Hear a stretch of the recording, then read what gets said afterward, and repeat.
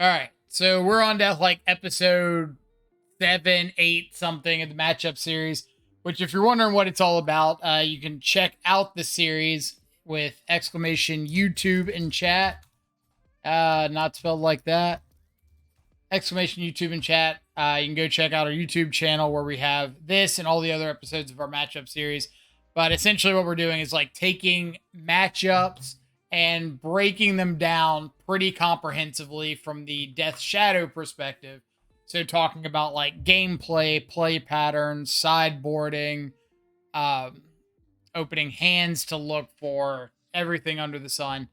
And today's we're talking about Death Shadow versus the creativity decks, the Indomitable creativity decks that have been around for a little bit now, but they recently got a really, really big buff in leyline binding. So I wanted to make sure we were going over that. For a while, the creativity decks were just like usually base Grixis, something like that, playing cards like what's the name of the one blue, make a 0-3 crab and a clue, hard evidence. Yeah. Usually playing cards like hard evidence and just a slow kind of value plan.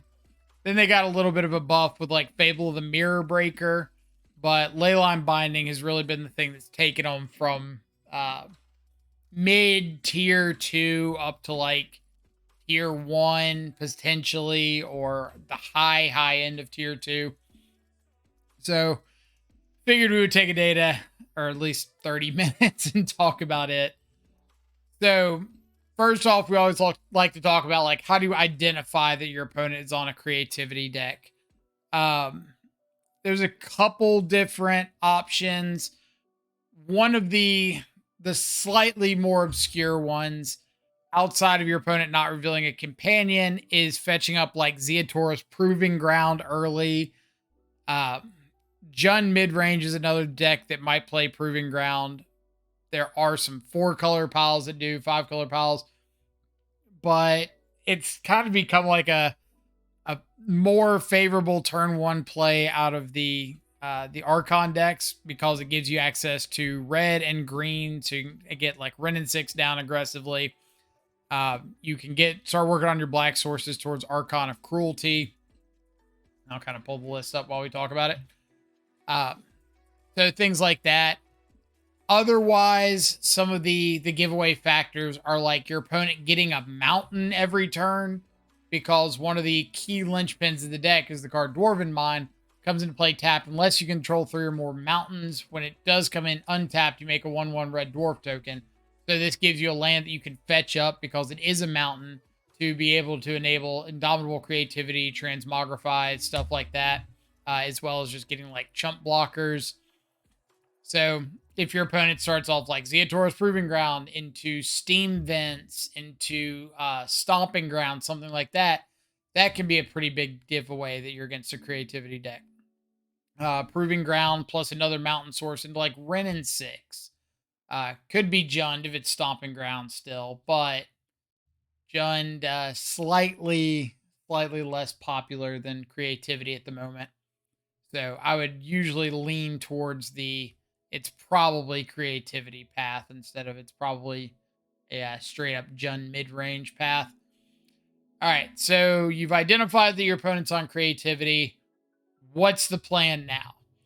And essentially, it varies a lot depending on what variation of Shadow you're on.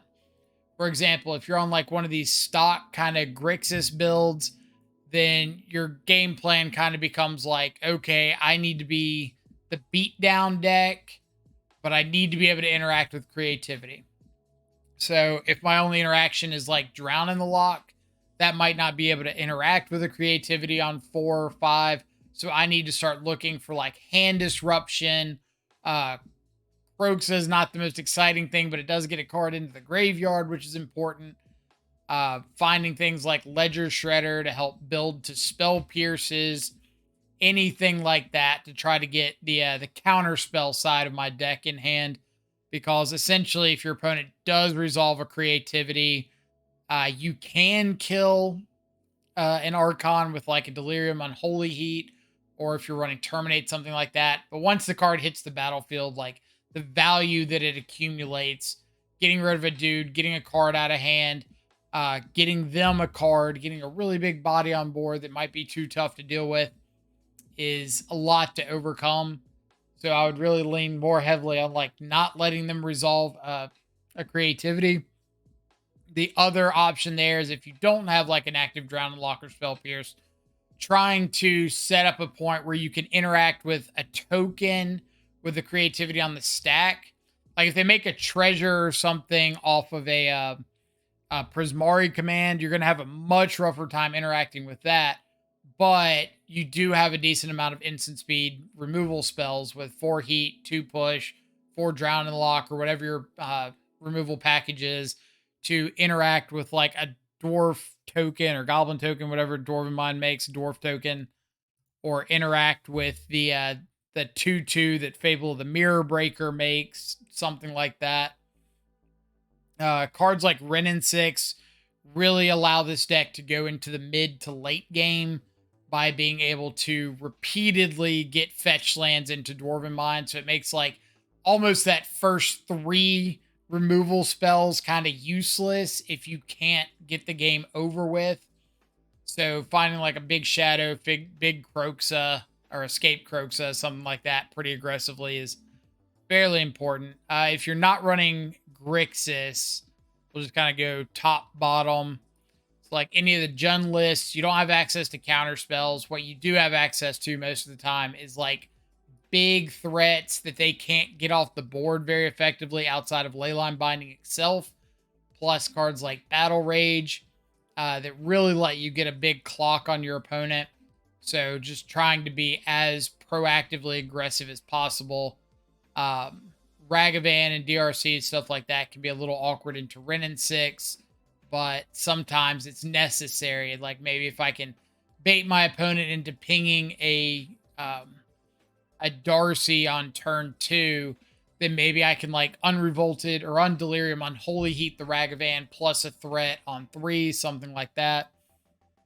If you're playing Dimir, counterspell for creativities. That's your entire game plan. If you've got Drown in the Locks, I wouldn't even bother with any 1/1 tokens because you're going to be like flying over them or punching really aggressively on the ground anyway. Focus on countering creativities. Typically, they only have 5 or 6 creativity effects in the main deck.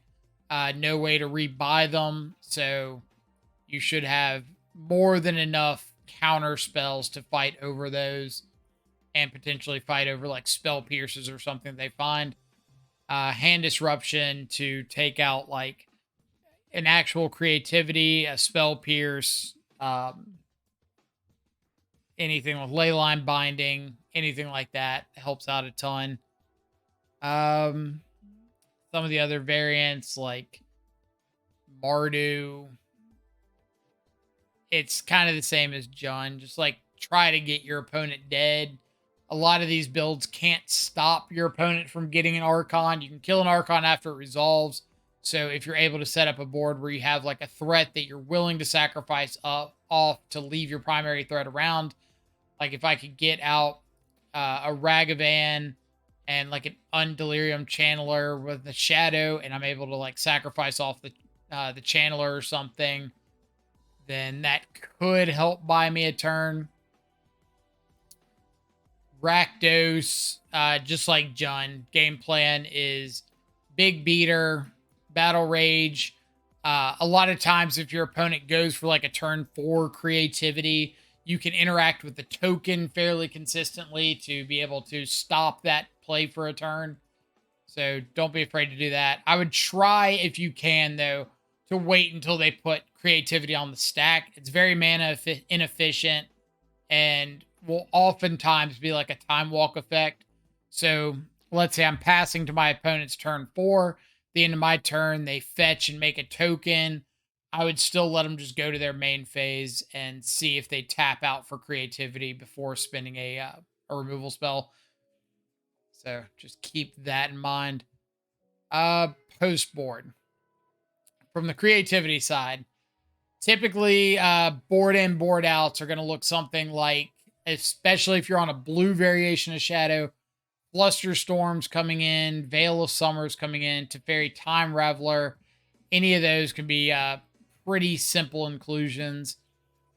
Maybe Jace if you're on, if the creativity player's on one of these bigger builds like Mystical Dispute. Ways to fight over your counter spells for their creativities is essentially going to be their sideboard plan. Maybe a Leyline of the Void or Leyline of the Voids or Leyline of Sanctity is a possibility. Depending on your variation, that may or may not matter. Appreciate this 5-card sideboard here. Mono blue Yawgmoth, and they're just like creativity. Nice. Leyline of the Void, Leyline of Sanctity are possibilities. Much less common. Usually it's just going to be like Fluster Storms, Veil of Summers, maybe Mystical Disputes, Teferi, something like that. Board outs, if you're on the creativity side, like Persist isn't that good. It's really easy to interact with. Maybe some number of creativities expecting the long game, but Prismari Command's okay. Anything like that. Lightning Bolts are okay. Depends on the variation. Like more Ragavans, more Dragon's Rage Channelers, the better Lightning Bolt and Fire and Ice get. So the fewer of those, the more of those I would expect to get cut.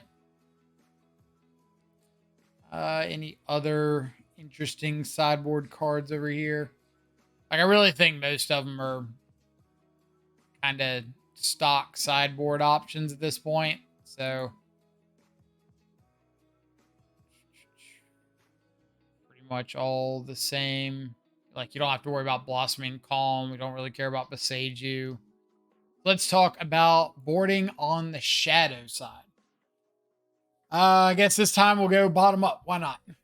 So, Rakdos. This has been like one of our flavors of the month recently. Blood Moon is lights out. Like, I don't think I've had a creativity opponent beat or resolve Blood Moon yet. And there's a couple reasons for that. One is they don't play a basic planes. So if you get Blood Moon down 9 times out of 10, as long as you're smart about playing it, they don't have a way to interact with it. Like maybe they're bringing in Nature's Claim or something like that. But if you catch them on a tapped out turn, if you're able to get a Blood Moon ahead of curve with like a Ragavan or something like that, then there's a really good chance they're not going to be able to do anything about it. So now your game plan becomes fight over Fable of the Mirror Breaker. What do I mean by that? They can still cast Lightning Bolt and Fire and Ice and stuff like that through a Blood Moon. So there is a little bit of a reach aspect where they could burn you out if you get too low. But really it's Fable of the Mirror Breaker because that's their only way after a Blood Moon to create a token that they can use Indomitable Creativity or Transmogrify on. So just because you have a Blood Moon doesn't mean it's like game over, you win. You still need to keep some amount of interaction to fight over the Fable token as well as the Fable itself when it transforms. So the best way to fight against those is things like Lightning Bolt that you can proactively play through Blood Moon. Dismember is a great option. And Pressure. Like, find a threat. Find a Scourge, a Shadow, just something to get attacking. Other sideboard options. Terminate's not the worst if you want to like replace some Fatal Pushes or something with Terminate. It's a little more mana intensive, but being able to hit something without Revolt after you've gotten down a Blood Moon is huge. Engineered Explosives is like an S tier bringing against them. It's worse now that Leyline Binding is a card, but still being able to interact with multiple token sources at once, whether they be dwarf tokens or a token off Fable, the treasure tokens off Prismari Command, like being able to just wipe everything out at once is really huge. Plus, being able to activate EE at instant speed. Uh, Unlicensed hearse, you could if you're really afraid of the uh, the persist aspect of the deck, like persisting an Archon. Personally, that's really low on my radar of things that I am scared of post board. Like, it's still really good, but usually they're cutting back on like persist and stuff. So I'm less worried about that aspect. Board out, I'm usually looking at like some fatal pushes or something for Blood Moon. Croxa can usually come out because if I do Blood Moon, I'm probably not escaping Croxa. But it does give me a way to unfortunately enable their persist plan if that's something that they're actually on. So I can just look at like the not the Inquisitions, Fatal Push. Fatal Push. Fatal Push, Croxa. If I'm on the play, then maybe I board out something kind of clunkier like K Command. If I'm on the draw, I'm more likely to board out like 1 or 2 copies of the 1-drops because of Ren and 6. I really don't want to play out a 1-drop on 1, have them play a Ren and 6 on 2, kill my 1-drop, and all of a sudden their Ren becomes like a 2 or 3 for 1 if it gets back a couple fetches. So a little bit less exciting. And again, boarding in like Blood Moons, EE, depending on what else I board out. If I board out like a couple extra cards, I might board in the 2 Terminates or a Terminate and a Hearse. It's really a matter of feel for these last couple spots. Like, this is the difference between S tier bring ins that are just like things I'm always bringing in this matchup regardless. And then like the A and B tier bring ins, like the stuff that's pretty good, like EE, I'd probably put in the S tier. I'm always bringing in EE against creativity. But these are like B plus. Like, there's a pretty big drop off after the Blood Moons and the EE. And it just kind of depends on how interactive I'm trying to be with different aspects. Let's look at like Jund. Not too much to board in here. Boarding in the EEs for sure. Probably boarding in Terminates. Run afoul, you could, but kind of like I said before we started, if Archon hits the board, you're like in a lot of trouble anyway. So boarding in an answered Archon after it's resolved is a little counterproductive. Collective Brutality is pretty good. Alpine Moon is one that I like to bring in. We've had people in the chat that play creativity that say, like, don't bring in Alpine. It's not that good. It fixes mana, whatever. At the end of the day, you don't really have a lot of tools to fight against creativity with some of these shadow decks. So it's not necessarily bringing in Alpine Moon because you think it's like this lights out card that's going to automatically win you the game. It's bringing in Alpine Moon because you just don't have a lot of options. And Alpine Moon can at least stop like Dwarven Mine from getting tokens. So it's not perfect, but it's something that can buy you a little bit of time while you get your engine going, get your creatures turning sideways, get your opponent disrupted. Board outs for something like Jund. Again, some of like the spot removals likely coming out. In this case, maybe some of the cheap stuff. Probably boarding out some number of Traverse. I don't really expect a lot of Grave Hate out of them, but anytime that I've got a card that like sets up a threat later instead of just an actual threat there, it's going to have a little bit of an issue. Dismembers are one you could cut if you want to leave in some of these cheaper spot removals. Croxa can come out. So essentially we're looking at like Croxa, Gore Clan, some number of Traverses, something like that. For like Alpine Moon, EEs, Terminates, something sort of like that. Maybe Brutality if you have another card you want to board out. Demir. Come here, Demir. Post board, same as pre board. Like our plan is just to counterspell them out of the game. So EE is something you can bring in. Spreading Seas is okay. Like you can stop a turn 3 Dwarven Mine from making a dwarf token. If you're on the play, you can stop like a turn 2 Wrenn and 6. So like Spreading Seas does get a whole lot better on the play than the draw. But really, as long as you're bringing in like Flusterstorm, Stub, EEs, probably the Mystical Disputes, like you really shouldn't have that much of a problem with the matchup. Board outs, taking out things like Dismember, Dress Down, some of this spot removal, maybe all of it if I think I'm good enough on the counterspell plan. And again, like my entire game plan here is just to not let them resolve a creativity or a creativity effect. And I think I've got enough pieces of counter magic to fight that war. So usually not too considered on the Demir side. From Grixis, this matchup's gotten a lot worse recently. It used to be a little bit better. You get like a quick Ragavan. They probably don't have any interaction till like turn 2 or 3. Now they're more likely to be running like a full play set of lightning bolts, 3 or 4 fire and ice, 4 Wrenn and 6, like 3 or 4 Prismari command, plus the leyline bindings they can have access to on turn 2. They get like a Jund Triome into like a Sacred Foundry.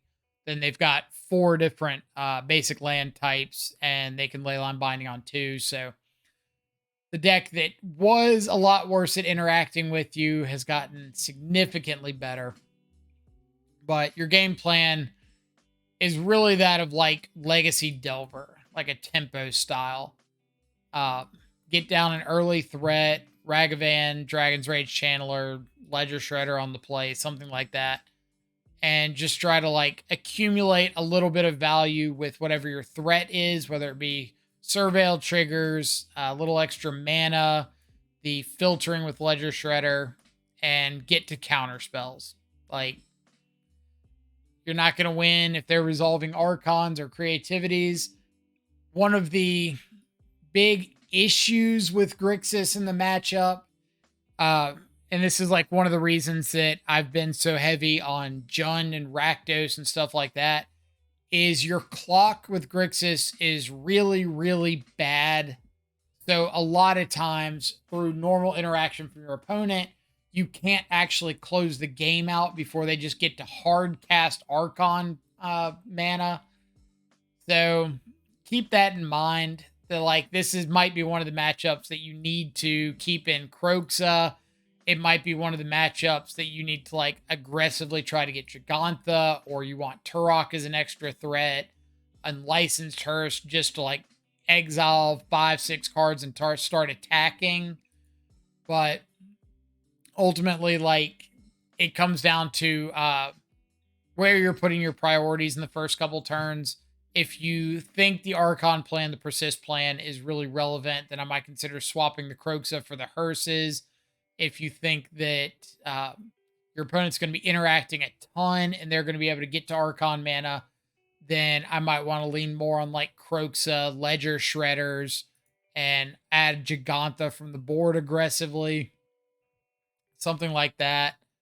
If you think that resolving Indomitable creativity is the only way for your opponent to win, like you think their big payoff spell is their avenue to victory, then I would be looking more at like keeping your threats pretty consistent, boarding out Kroxa, boarding into all of your counter magic.